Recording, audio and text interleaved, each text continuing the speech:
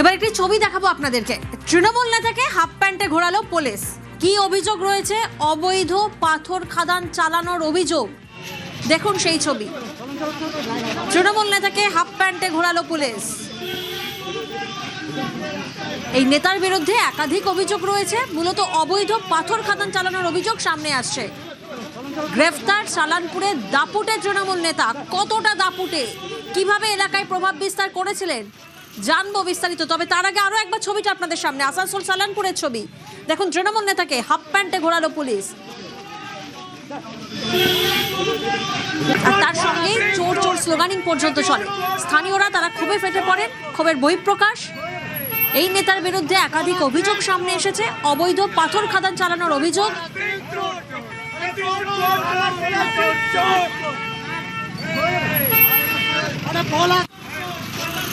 দীপক প্রতিনিধি আমাদের সঙ্গে রয়েছে। দীপক, এই নেতা কতটা দাপুটে ছিলেন এবং তার বিরুদ্ধে কি কি অভিযোগ রয়েছে, কিভাবে এলাকায় নিজের প্রভাব খাটিয়ে রাখতেন?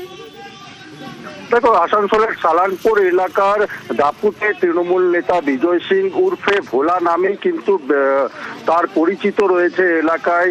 বেআইনি পাথর খাদান, হুমকি দেওয়া এবং জোর করে একাধিক কাজ করে নিজের প্রভাব খাটিয়ে একাধিক বেআইনি কাজ করা এলাকায়, এবং পুলিশি বাধা ছাড়াই তৃণমূল জামানায় তাকে দেখা গেছে। এবং যেভাবে তৃণমূল জামানায় বিরোধী দলের উপরে শাসানি দেওয়া, হুমকি দেওয়া, মারধর করা, একাধিক অভিযোগ তার বিরুদ্ধে উঠেছিল। কিন্তু বদলের সরকার এসছে এবং এই দাপুটে তৃণমূল নেতা বিজয় সিংকে গ্রেপ্তার করে সালানপুর থানার পুলিশ। এরপরে আমরা যখন দেখি তাকে আদালতে তোলার সময় ডিম ছড়ে উত্তেজিত জনতা, সেই এলাকার বাসিন্দারা শান্তি পায়।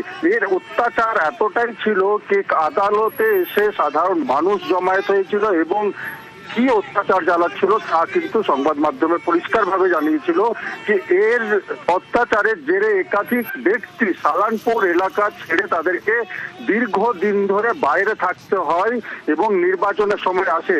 আজকে তারা বাড়ি ফিরেছে এই দাপুটের নেতা গ্রেপ্তার হওয়ার পর। এরপরই সালানপুর থানার পুলিশ আজকে রূপনারায়ণপুর বাজারে তাকে হাফ প্যান্ট পরিয়ে তাকে এলাকায় ঘোরানো হয় পুলিশের পক্ষ থেকে। বেশ,